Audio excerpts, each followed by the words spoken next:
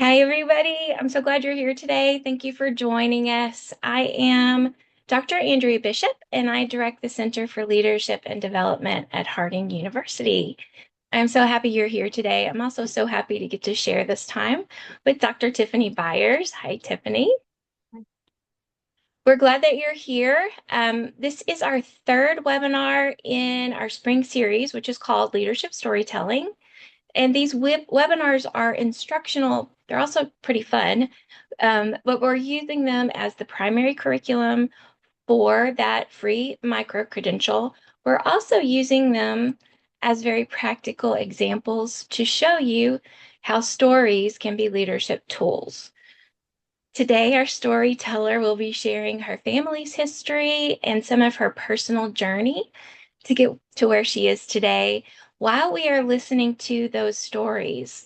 Let's also try to step back just a little bit and see the broader perspective of how a story can be used to teach and to lead. One of the best tools in a leader's toolkit is a story. They help us forge connections. They help us illustrate important points. They help us serve as signposts to direct people where we want them to go. They also just help us take those sort of nebulous ideas and make them concrete and tangible, something that we can work with. I tell my students all the time, a good story is always a good idea as a leader, and I'm excited we get to hear some good stories today. About 6 months ago, I think I approached Tiffany. I don't think we'd met before that. Had we? No, we had not. No, we hadn't. Okay. Tiffany is the name that you hear on campus all the time. And I kept hearing, do you know Tiffany Byers? I just kept hearing that over and over. And I thought, apparently I need to get to know this lady. And I'm so glad that I reached out and asked if you would join us for these storyteller sessions because you, my friend, are an effortless storyteller. And I appreciate that about you. Before we get started with those stories, can you tell us a little bit about what you do right now for Yes. Harding? Okay. I worked for Harding about 20 years, the last 10 years as the Director of Diversity Services. I serve students. I support them. I try to be an encouragement, connect them with resources, and a lot of times just be the ear and the place where they feel safe to come and share whatever concerns they may have. I love that. That's wonderful. In one of the classes that I teach for Harding, we are actually right now talking about how stories can be used to train to lead.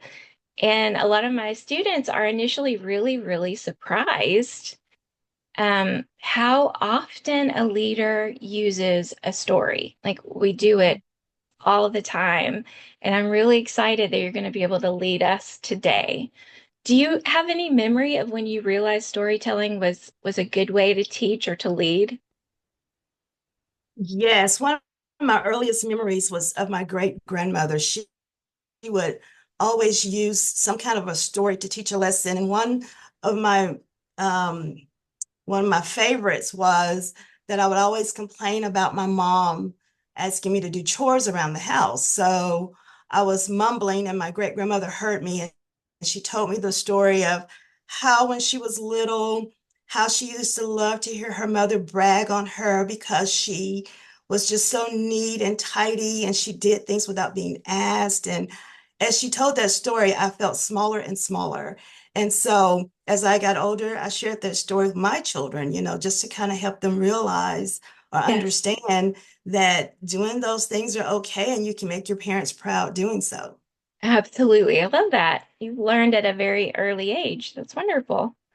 Okay, Tiffany, I'm going to go ahead and share my slides or your slides actually, and we will get started.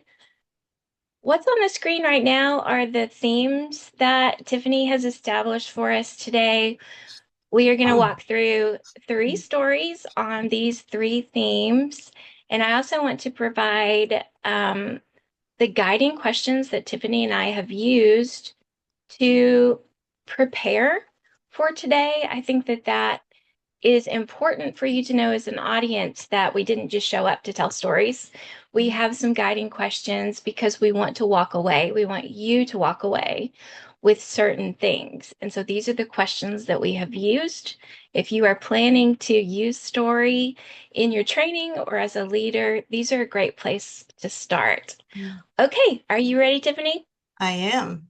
Okay, let's go. Okay. Well, first of all, I just want to say that I'm kind of scripted here just to kind of stay on task for what I'm talking about. But I like stories because they evoke emotions and it makes learning about inclusion more personal and impactful. So when I was thinking about doing this webinar, I started with my family, which I always do. I was raised about 40 miles from here in a little town called Gregory, Arkansas, about 10 miles south of Augusta, for anyone who knows where that is. And I was raised by my mother and my great grandmother. The community that I lived in at that time, the majority of the people that lived there in the small area where I lived, they were either born in the late 1800s or early 1900s. And so it was a very close community. The picture of Savannah and Jose. Savannah was my great grandmother, and Jose was my great grandfather. Savannah, as we affectionately called her, my Vanna, she was born in 1899. And Jose, or Daddy Hosey, he was born in 1896. And so this couple, they raised my mother and her siblings. My mom was born in the 40s, so they were very instrumental in her raising. Um, the other picture is of Jane and Mary. Jane was known to us as Grandma Jane and Mary, Mama Mary. Mary was Savannah's mother, and she was born in 1880. And Jane was Mary's mother, and she was born in 1862. And so this picture of Jane and Mary hung on my great grandmother's wall when I was little. And I would always look at it. And to me, it was kind of an eerie picture because it was like I didn't feel any connection to them until one day my great grandmother told me that who they were her mother and her grandmother. And she would always tell me stories about them. Just to give a little context to this, when Jane was born in 1862, that was during the Civil War. And Mary was born shortly after Jim Crow laws were implemented. And so you can kind of imagine what their life was like. Um, Grandma Jane, she was the mother of 17 children. She had a lot of children. And back then, families had a lot of children because they depended on children to help care for the family. Um, they were sharecroppers, they lived on others' farms, and that's how they made a living. Jane, on the other hand, I'm sorry, Mary, she was the oldest of Jane's children. And so many of her siblings died during childbirth. And with Mary, or Mama Mary, as we called her, she was left to raise a lot of her nieces and nephews. Mama Mary, she did not really work the fields much. She worked in the homes of white families. She would take care of their children. She did their laundry. She did their cooking. So at that time, that was kind of a prestigious thing, not to work in the field, but work in the home of someone else.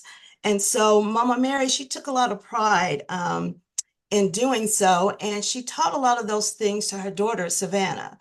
Savannah, she was able to attend school actually. She was able to go into the eighth grade. She was not able to attend beyond the eighth grade because there was not a school for Black children. So she went to the eighth grade, and after the eighth grade, typically young girls would get married and they would begin working, which is what she did. Savannah, you have to remember too that their access to a lot of things just was not there. They had community. Community was so important to them. I recall a story when my great grandmother, my Vanna, when her brother died. And although we had a telephone, the people in town that had heard that he had died, they wanted to get the message to her. So they didn't call her directly. They called some of the older men in the community to go and tell her and to sit with her and to offer her whatever she needed. So there was such a community that was built there in that small town. And you have to remember there was, they're coming through segregation. They have the remnants of slavery. They have all these thoughts and perceptions about the environment that they're in, but they were still able to build a lot of community. My Vanna or Savannah, she raised my mother and her siblings because her daughter Ivory, which is my grandmother, she left the fields when they were young. Sharecropping was difficult. It was very hard. You couldn't make any money. You could barely scratch out a living. They survived because they worked together. So, but my grandmother wanted to leave the country just to have a better living. So she moved to St. Louis, where she became what she liked to say a domestic. And that's kind of a cute way of saying a housekeeper, which is what she did. She was a live-in housekeeper. She left her children in the South with her parents so that she could try to make a living. And of course, there's a lot of abandonment issues that goes along with that from my mom and her siblings. But one thing that my grandmother always did, and that was she sent money home every month to her parents, and she would visit twice a year for 2 weeks, once in the summer and once at Christmas. Grandma Ivory, she did attend school, and she attended to the 8th grade. She attended a Rosenwald school. And for those of you who may not know what that is, these schools were started by Julius Rosenwald. He was a philanthropist that went throughout the South and donated money for Black communities to be able to educate their children. So my grandmother attended the Rosenwald School until the 8th grade. Well, my mom, who was raised by her grandparents, which were Daddy Hosey and my Vanna, she was the first in her family to graduate from high school. She graduated from Carver High School in Augusta. And luckily, by the time she was old enough to graduate, you could actually go to the 12th grade, because previously in the 40s, there was no high school went until the 8th grade. And if you wanted to attend high school, you had to go to Brinkley Academy, which was residential, and it costs a lot of money, and most families could not afford that. But my mom was able to graduate from Carver High. The reason she was able to graduate is because there was a couple that came to town from Arkansas Baptist, a Black couple, to teach at the all-Black school. And their name was Professor and Mrs. Smith. The years that he came, the first few years that he came, each year that he was there, he started another grade so that Black children could actually graduate high school and go on to college. And a fun fact that I'd like to throw in here, which is Mrs. Smith, her name is Thelma Faye Smith. She was the first African American female to graduate from Harding College, and she Mm. got a master's in teaching. And currently, there is a scholarship in the College of Education that bears her name, which is the Thelma Faye Smith Diversity in Education Scholarship. And she is highly regarded in our community of Augusta as for her contributions that her and her husband made to our small town. My mom was one of her students, and she instilled so many good values into her students.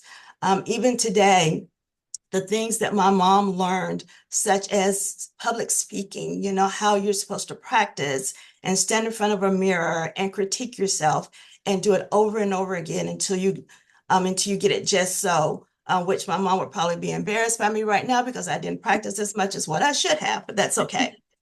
But one thing, some of the things that I take away and that really resonate with me in this story about my ancestors, my maternal grandmothers and great grandmothers and great great grandmothers, were their resilience. Coming out of slavery and surviving Jim Crow and surviving segregation, that was a hard life. And I never really thought about it until I would hear some of the stories that my great grandmother and my mother would share with me. One thing another story that I remember about my great grandmother, which really helped me to realize the fear that she carried, was there was a white gentleman to come by one day selling fresh fish. And I remember him pulling up to the front of her house while we kids were out playing. And he got out of his truck and he said, "Is Vanna here?" And we were horrified because we were always taught to respect our elders. And you never called an adult by their first name. It was Mrs. or Mr., a cousin or uncle or something.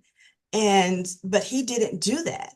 And I remember my great grandmother coming out and she purchased the fish and she never said anything.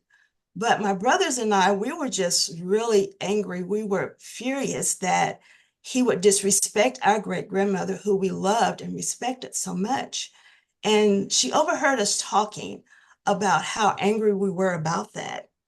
And I remember the fear that came across her eyes. And I'll never forget the words she said. She said, "Hush, those folks will burn us up in this house." And she meant it. And that scared us. And we didn't really fully understand why she would say that. But of course, as we got older and we began to look at history more, we began to understand that during that time, there was so much fear in the Black community. And many of the people during that time, they struggled to find that sense of belonging, that sense of community. So they created it within themselves. They created it in the churches, in the schools, and in their communities.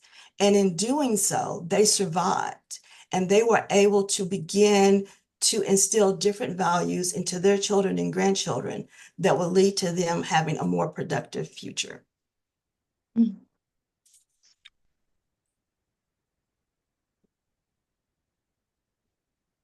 Would you like to talk about this slide? I will. That picture is I get a little choked up every time I see it because that is a picture of my brothers and I the year my mom and father separated. And we moved back to the house, to the country where she was raised. And we moved in with my great grandmother, my Vanna. It's I when I look at that picture, I don't see a cute little girl. I see a little girl that was very afraid because I was trying to grapple with not being with my father and understanding why I was there with my great grandmother. Mhm. But my mom was so good to us, and she really explained a lot and helped us to understand why we were there. And in doing so, um, it kind of helped me to put in perspective where I was. But the year before I was born in 1971. The year before 1970 is when the Augusta schools completely integrated. And during that integration, um, it was very difficult for our community. You have Laura Connor and you have Carver High School students and teachers that are coming together to serve the community.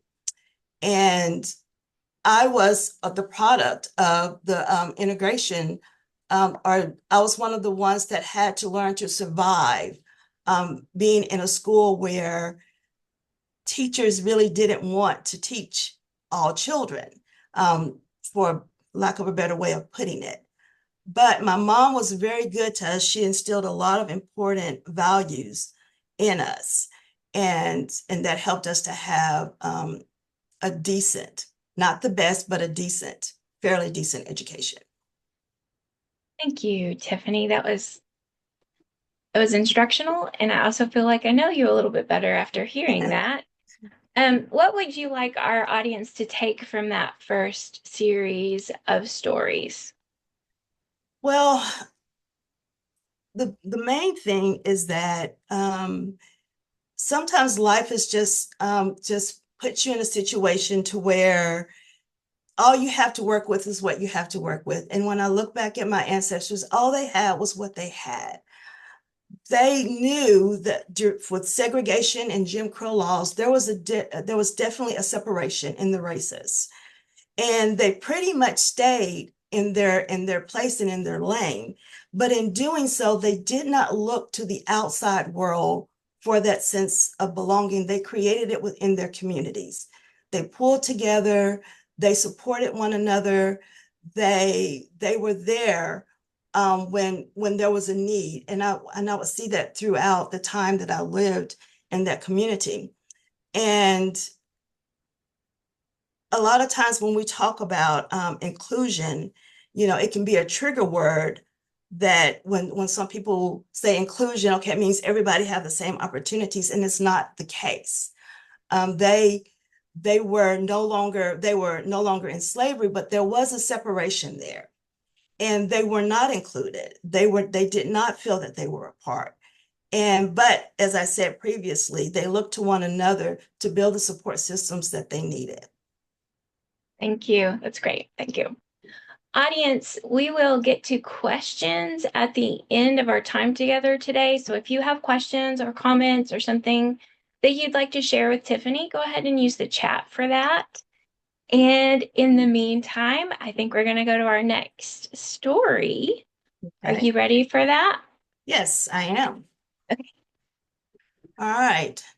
So this picture is of me graduating high school, but I want to go back a little bit further until when I started kindergarten.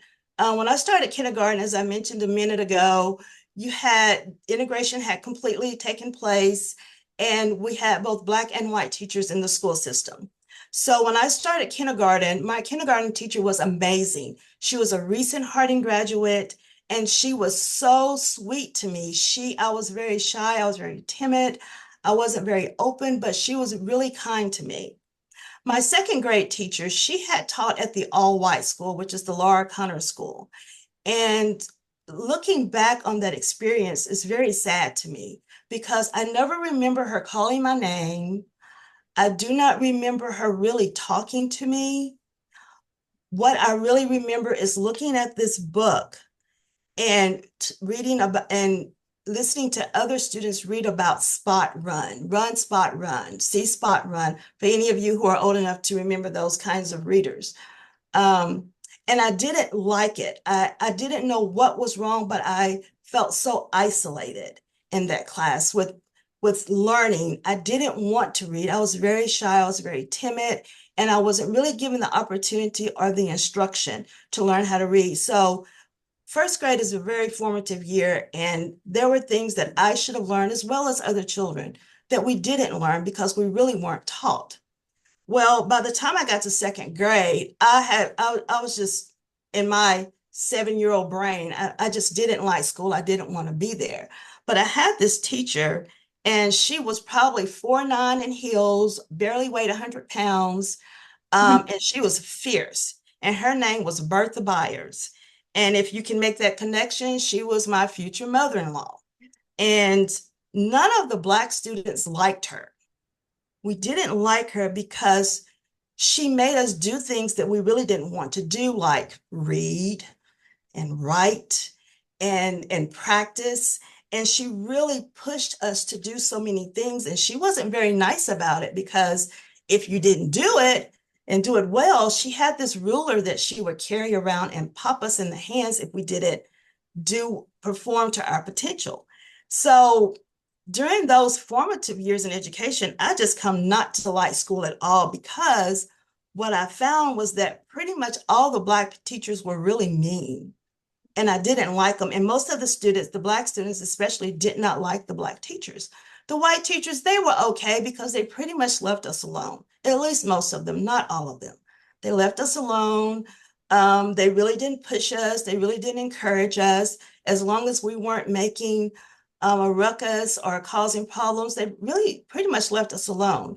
So that speaks to pretty much what my education was like in my elementary and middle school years. I didn't get much out of it. I didn't enjoy it. I didn't like it. And I was there primarily because my mom forced us to be there. So by the time I hit ninth grade, I remember the counselor or someone talking about you can graduate with honors. And so everything that you take now is going to count towards graduation. And so it clicked in my mind, well, I want to be an honor student. How do I do that? And so you had to have a certain grade point average and pretty much be at the top of your class. And so I worked and worked and worked in those classes to have good grades. I wasn't the smartest person, but I was a hard worker and I didn't mind working hard. So by the time I hit 12th grade, I knew I had the grade point average. I knew that I was going to be able to graduate with honors. Well, the counselor would often would call the seniors that were going to be graduating with honors to her office for donuts. And, it was another friend of mine. It was only two black students, two black females that were undergraduates, my friend and I. And she called the students. I mean, it was a big ruckus. She called the names over the intercom and everyone's cheering for them. And they get to go down and have their donuts. And so there were um, 12 seniors graduating with honors, but she only called 10 names. And I'm going to let you guess which two she did not call. So those students went down and they had a great time and they were congratulated and enjoyed their donuts. And then they came back to class. So later that afternoon, she called my friend and I down and for donuts and apologized for not including us previously. So in sheer fashion, as my friend and I both were taught, which was to be respectful of our peers, we graciously accepted the donuts and we thanked her and we left. And on the way to class, we just dumped the donuts in the trash and we went back to class because there was no celebration for us. And so that counselor, she had taught at the all-white school, and it was obvious to us that she wasn't in our corner. And that was further solidified at graduation. It's time to hand out scholarships during graduation. And as she was calling out the scholarships and the recipients, my friend and I, we would look at each other and neither one of us had heard about any of them. We were not notified that we could even apply for these scholarships. And the only scholarships we got was from the Black community. They had worked to raise money in honor of one of the first Black counselors to serve at the high school. And my friend and I, we each got $500. But we watched thousands and thousands of dollars go to our peers for scholarships that we knew nothing about. So that kind of gives you a little insight as to what my experience was in high school. I Yeah. mean, we had fun. As a matter of fact, the Black and the white students, we were really close because the reason we were close is because we had dealt with trauma together. In elementary school and in high school, we had classmates to die in house fires. They were both Black females, and according to the stories that were told, the homes were set on fire. One house, there were 8 to perish, and the other house, there were 10. And it rocked our whole community, not just the Black community, it was the Black and the white community. But what we did in our class, because we had a classmate to die, to perish in each one of those fires, it really bound us together. So, when the counselor was announcing the undergraduates and giving them donuts, our white counterparts, they really supported us. They told us that it was wrong. They told us that it wasn't right, and they were sorry that that happened. And so I don't want to make it seem like there was so much division. We were very close and we were a very supportive class, and that carries. But when I went to college, I wasn't prepared for college. I really don't know how I graduated, to be honest, because I was not prepared academically. I did not take advantage of the very few resources that were there. And I'm going to be very honest, I was terrified of white people that I didn't know. I was terrified. I had seen too much. I had heard too much. And I just had such a burden on me, on my shoulders, that really colored everything that I saw and interacted with as just being negative. I was fearful sitting in those classes of 300 students, and I'm the only Black in that class. I felt it. I felt it every day that I went, and I struggled to perform academically. Mm. I I don't, as I mentioned, I don't know how I graduated. I did it. I went to class. I made decent enough grades to graduate. I mean, I was the first one in my family to even have the opportunity to complete college. And I kind of felt that a little bit of a burden, but there was so much that I was carrying on me. I was looking for that place of belonging. It was not a welcoming atmosphere. It Mm. was like you were just another number and another face. And on top of all of that, I didn't see a whole lot of people that looked like me. And in order to see that, you had to go to certain places. And I was comfortable going to those certain places, but those places were very few. So to say my college experience was great, my college experience did what it was supposed to do, which was get me a degree. But Mm. to say, oh, I have all of these fun memories. And by the way, I went to the University of Arkansas, which was, I mean, the population of the student body was probably 4 or 5 times more than the population of the town I grew up in. So Mm. just to show you how overwhelming that was. And I always refer to it as a miniature United Nations. You have representation from almost every country, definitely every continent, but almost every country there is, in the world. And I just had a hard time wrapping my mind around um, what is my space? What is my place? This baggage that I'm carrying from me from um, listening to the stories of my great grandmother, the stories from my mom, the experiences that I had in elementary and high school. What does all of that mean in the grand scheme of where I am now? And I didn't know. Mm. I was just focused on getting from one place to the other. And it was like feeling my way through it. Now, if I, to be totally transparent, I was married when I was going to college, and I did have the support of a husband. And because his experience was a little different from mine in dealing with diverse cultures, he was more open, and he didn't make me feel better. Actually, he put me in spaces that I really didn't like being in because I was so uncomfortable. But one of the things that I had to learn how to do, or start learning how to do, was to be comfortable with the uncomfortable. And that's hard when it's rooted in fear or when it's rooted in distrust. Mm. But that was a way at that time, I recognized those things about me, but I wasn't planning on staying around long enough to try to figure out how to work through it. I was just trying to get through my education and be on my way. And then, but looking back on those experiences now, they were kind of like they kind of built on my experiences from when I was in elementary and high school. I learned that different isn't bad. Different can be good if I'm open to seeing the good in it. I wasn't really open to seeing a whole lot of good because of the fear and distrust, but I recognized at that time that it was possible.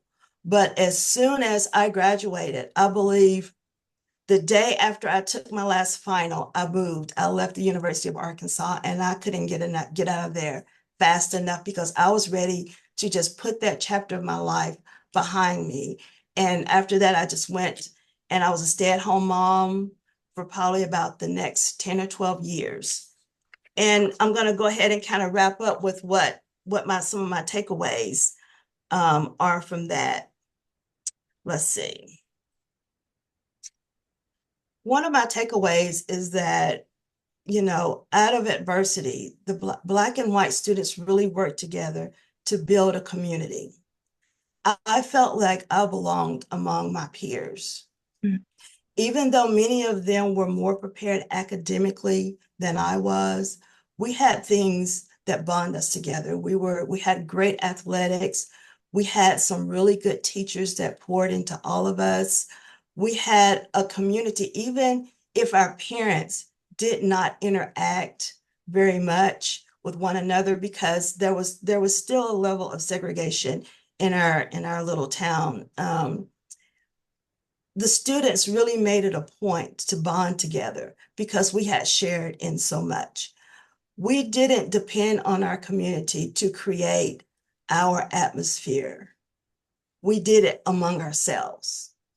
And it was really hard to do when you don't really know how to do it or what that's supposed to look like. But it was something that was important to all of us. And Mm, so we took the time to make it happen. Another thing, something that I learned at the University of Arkansas is that although I was included in the campus, I was included into the classrooms, I didn't feel welcomed. I felt that I was just another person that's like, good luck, pay your tuition and good luck. There was nothing, there was no one there to really support me or to offer up some level of support to say, you have a space here. And if you're struggling and if you need any help, there are resources here to help you. I remember one class that I was in when it was a money and banking class, and the man that was teaching, he was a white male, and he was a very good teacher, but you have to remember this was a state school. I think he came in intoxicated every day. And it was very obvious because he would never stand up. He would sit down and he seemed a little wobbly, but he was on top of his money and banking. And I remember him inviting students to come to his class if they were struggling. mm, And I was struggling. I couldn't get over certain things in the class. So I wouldn't go. So near the end of the class, and maybe partway through, my grade was really suffering. And I finally got up the nerve to go. And he was one of the nicest men I had ever met in my life. And in 15 minutes, he had like unlocked some doors for me that helped me to better understand what he was talking about in class. And he told me that he appreciated me for coming. And I needed more of that. mm. I needed more of that invitation. And a lot of times we just didn't get those invitations to do Yeah, so. yeah. So the courage to step out, is important. And I think for marginalized groups, sometimes it takes a little courage just Mm. to, and that courage a lot of times has to come from within, just to make that step forward, to take advantage of the opportunities that you have. Thank you so much. That was so beautifully said. I think we have time for one more. And I do have one more slide for you. Should I put it up? Sure. Okay. So now I'm going to talk a little bit about my time coming to Harding, and I'm going to try to keep it as brief as I can. When after I had been a stay-at-home mom for about 12 or 13 years, my youngest started kindergarten and it was time to get a job. So Harding was the first place to call me back. And I kind of got tickled. It's like, I am not going to work for Harding University. I wouldn't go to school there, and there's no way I'm going to work there. Well, Harding called and offered me a position, and it was the best one that I had. So I took the job. But when I took it, I had decided in my mind that I'm going to give Harding 2 years because I figured that that's about how long it would take for someone to say something to me that would make me react in a way to get fired, or I would just quit. And so I was ready. 4 years in, it hadn't happened. As a matter of fact, I had found family. I had made friends. I knew them, they knew me. I knew their children, they knew my children, and they were kind to me. And it's like, well, maybe this is going to be okay. So I had the opportunity to go and work on my MBA. And I'm like, well, if I'm working here, I might as well take advantage of some of the educational opportunities. Now, you have to remember, I don't know how I got through the University of Arkansas. I was just not prepared. I did not have the greatest grade point average. And I promised myself I would never do that again. So here I am getting ready to enter the MBA program. I entered the MBA program, but upon entering, I felt that this was a way of redeeming myself. Okay. I didn't have the resources. I didn't have the know-how to do well with my undergrad. So let me see what this MBA is going to do. So as I previously said, I am not the smartest person. I don't comprehend quickly. I'm a slow reader, but you have to stay up really late to outwork me. And work is what I did. I obtained that MBA with 5 children at home. I have 6, but there were 5 children at home at the time. I worked a full-time job and I was helping my husband get a business off the ground. So that the MBA is something that I was very, very proud of because I felt like I redeemed myself with my great point average. I enjoyed the program and I got so much out of it. So once I obtained the MBA, I had an opportunity to switch jobs. And I was a little bit hesitant at first because the first job I had, I'm in a room by myself. I really don't have to interact with a lot of people, very introverted, and I loved it. This new job would cause me to have to interact with other people and students. And I tried to stay as far away from students as I could. But with this new job, it got me out of my comfort zone. I come to realize that I loved it. I love working with students. I love the people that I was working with. And in doing so, I was able to take advantage of other opportunities. One thing was, the first thing was I was asked to serve as the Director of Diversity Services. And I was very excited about that, a little hesitant, but very excited.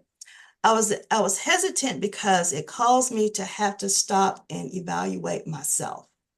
If I'm going to support diverse populations of students, I really first needed to analyze where I was, what were my norms, what were my beliefs, what were my value systems, and what were my expectations of others. And I'm going to be very honest, it was difficult to do. It is really hard breaking down or realizing that some of your thinking is pretty messed up. And that was a realization that I had. So I had to put in the work. And one of the things that I did in putting in the work is I started doing a lot of family research, which is a lot of the information that I was able to share with you earlier. Something that came out of a lot of the research and be really reflecting on my life was, how do I show up in my job as just being authentic, being real to who I am. I am real about the pangs that I carry. I'm real about the hesitations that I have. I'm real about even when some of my thinking is off and I need to fix it. And I have found that through working with students, I had to figure out what it is that they're needing, what it is that they're looking for. How do I best share with them the wisdom and the insight that will help them thrive here at Harding? And you might think that primarily the students that I work with are are Black or Hispanic or Asian, but believe it or not, a big majority of the students that I interact with are white students, and they're curious, they need support, they want someone that they can come and just say whatever it is that they need to say, and it be understood, or at least be accepted, or they get some level of affirmation. And that's what I try to do. But I always warn students, it's like, look, what you see is what you get from me. I mean, I can't be anything but who I am. Now, I do know that there are certain things that we have to be careful with what we say, and or what we're trying to portray. But I I really value the opportunity to share those stories with students, and they seem to really be open to it. Since I've been in this position, I've been able to work on my doctorate. Now, when I was first asked about working on a doctorate, I literally laughed because, again, I had promised myself that I was totally done with education. I had no need for it. I had no desire for it. I had achieved more than anyone in my family had ever achieved. And I'm good. I don't feel like I'm missing something. I don't feel like I need something. Probably in the next 10 or 12 years, I'm going to retire and I'm good. But I remember something that one of my sons said to me after I had received my MBA. He said, "When are you going for your doctorate?" And I said, "I'm not." And he asked me why. And I said, "Well, why should I?" And he said, "Well, why not?"